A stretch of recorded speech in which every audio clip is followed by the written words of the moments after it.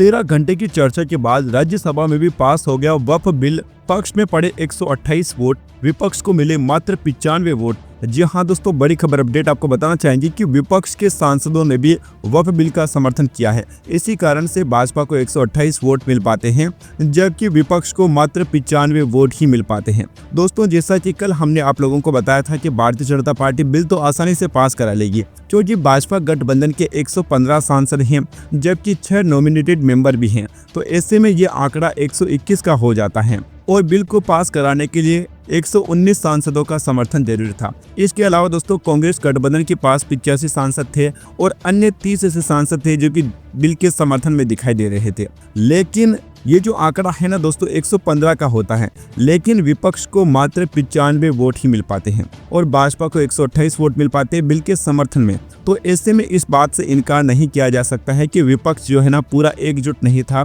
और विपक्षी सांसदों ने भी एनडीए का इस बिल को लेकर समर्थन किया है। मोदी सरकार वक्फ संशोधन की अग्नि परीक्षा में पास हो गई है। वक्फ संशोधन बिल 2025 लोकसभा में पहले पास हुआ था और दिन भर और रात भर की चर्चा के बाद राज्यसभा से भी पारित हो गया है। बिल के समर्थन में 128 वोट, जबकि इसके विरोध में 95 सदस्यों ने वोट किया। वक्फ बिल को लेकर कानून बनाने में अब बस एक कदम की दूरी है। बिल को मंजूरी मिल गई है संसद की ओर से। अब राष्ट्रपति की मंजूरी मिलते ही यह कानून शक्ल ले लेगा।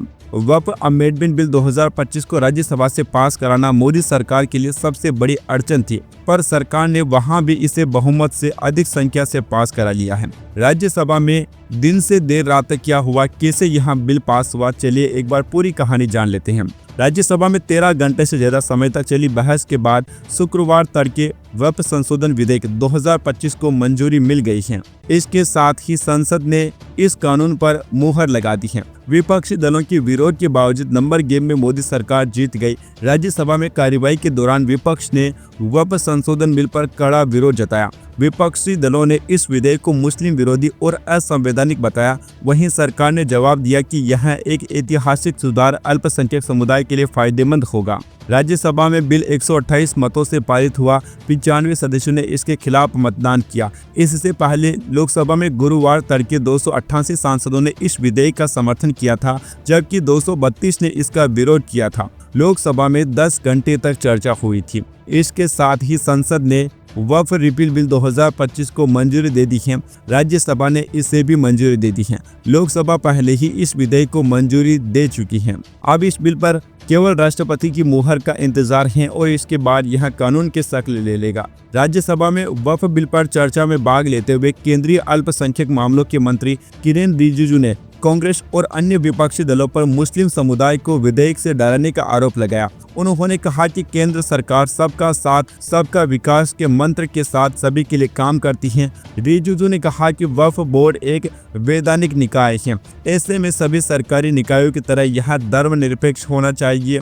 उन्होंने कहा कि वक्फ बोर्ड में कुछ गैर मुस्लिमों को शामिल करने से बोर्ड के फैसलों में कुछ बदलाव नहीं आएगा, बल्कि इससे मूल्य में इजाफा ही होगा।